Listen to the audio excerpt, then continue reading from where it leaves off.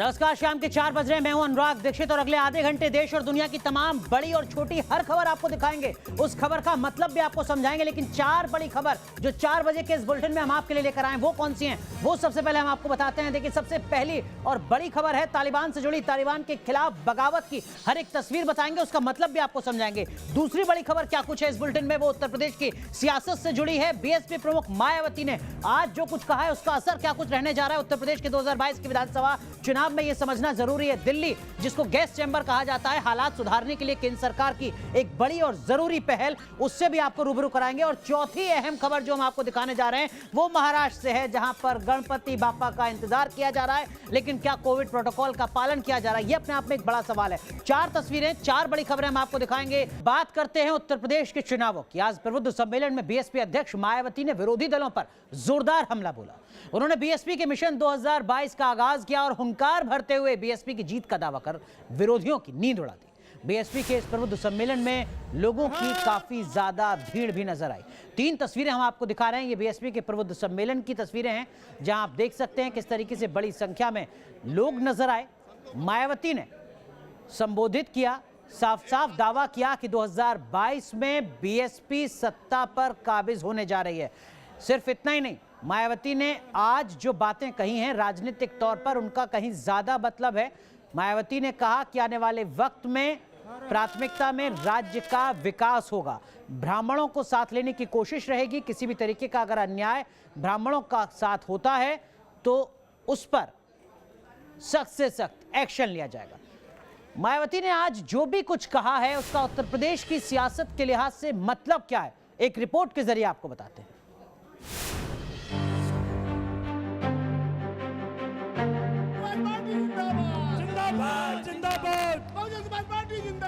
UP में 2022 के महामुकाबले का बिगुल बज चुका है और इसकी मुकम्मल तैयारी में बीएसपी बाजी मारती नजर आ रही है।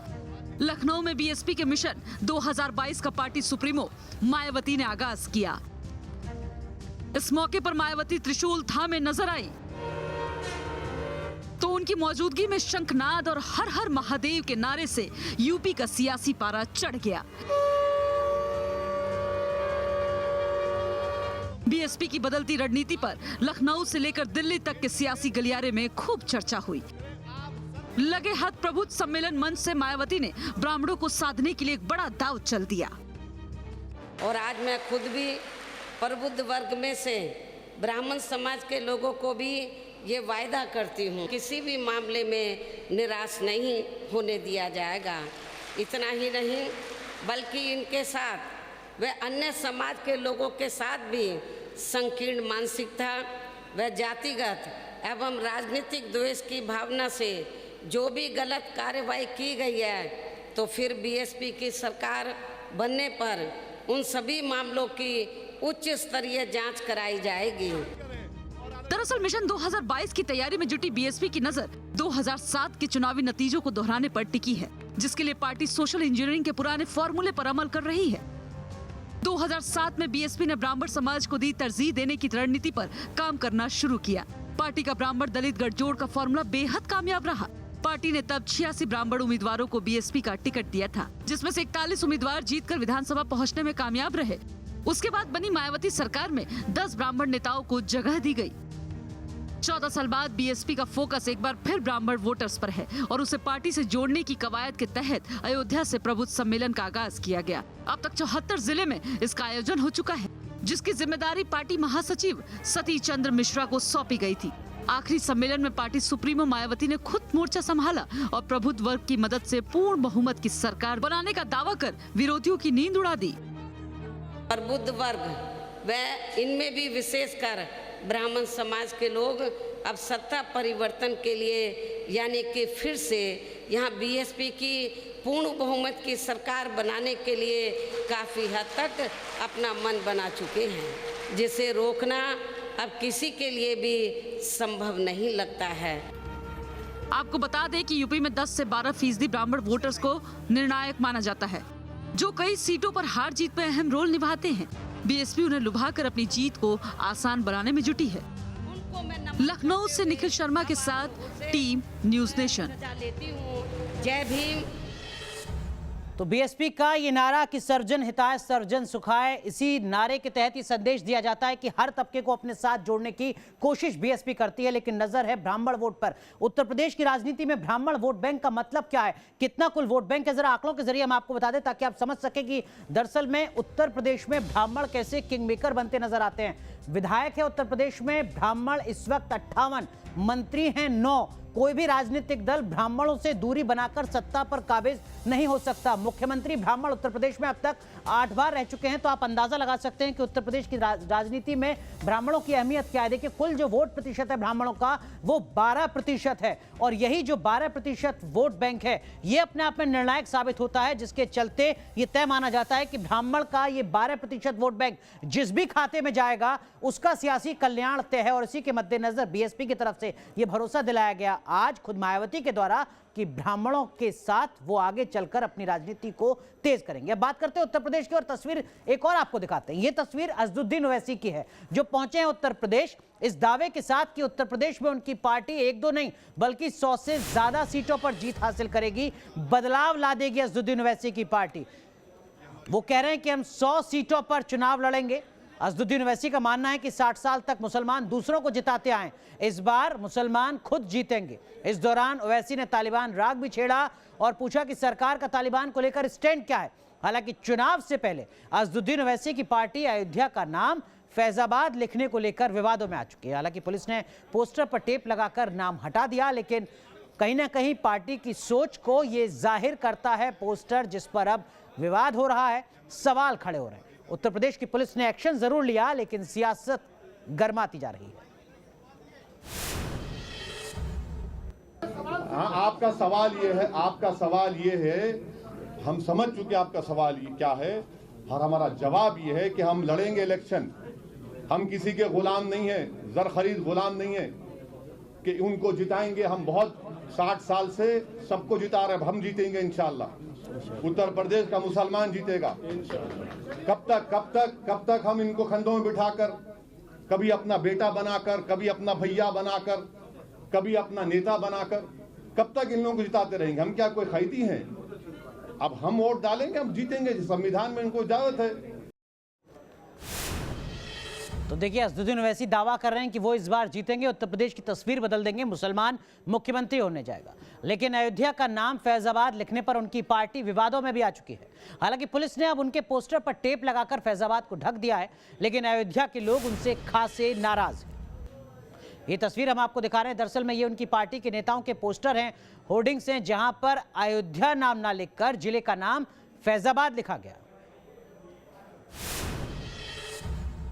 एमआईएम चीफ असदुद्दीन ओवैसी आज अयोध्या के दौरे पर हैं। अयोध्या के रुदौली विधानसभा क्षेत्र में आज एक रैली को संबोधित करेंगे। हालांकि जब रुदौली पहुंचेंगे असदुद्दीन ओवैसी तो यहां पर मखदूम शाह की मजार पर वो मत्था टेकने पहुंचेंगे। उसके बाद जो चुनावी कार्यक्रम है उसकी शुरुआत होगी। आप तस्वीर देख सकते हैं कि एक सभा स्थल की तस्वीर है, जहां पर एक रैली को संबोधित करने वाले हैं, और जो पार्टी के तमाम कार्यकर्ता हैं एमआईएम के इस वक्त यहाँ पर मौजूद हैं।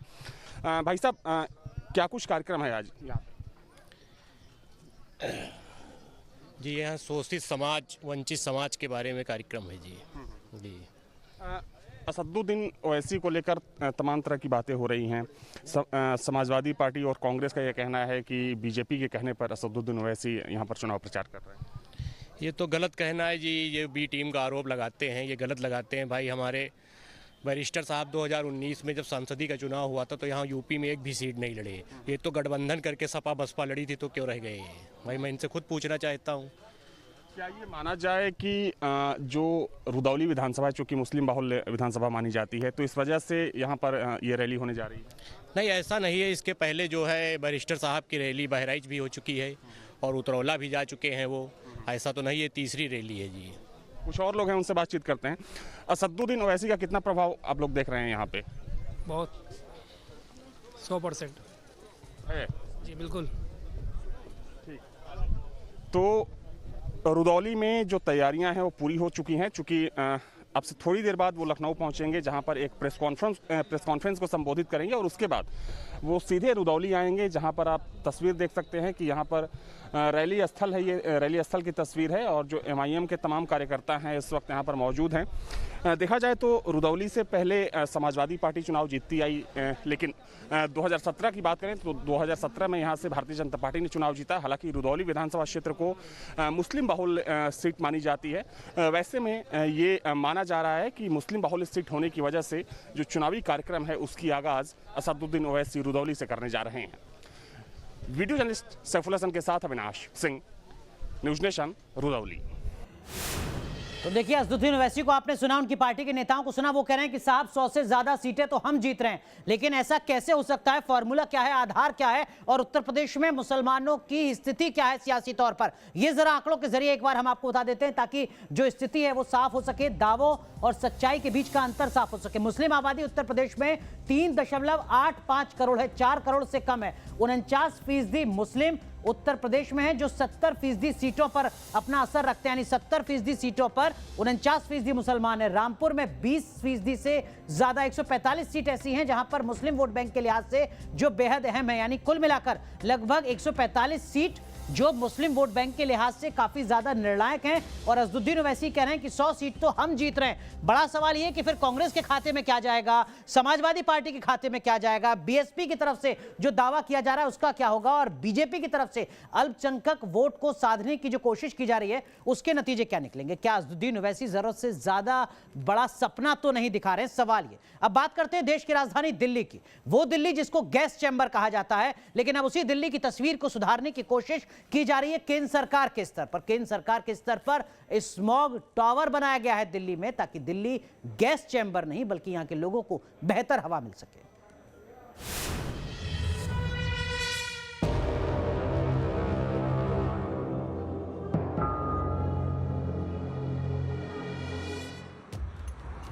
देश की राजधानी दिल्ली को दम घोटू हवा से निजात दिलाने की शुरुआत हो गई है।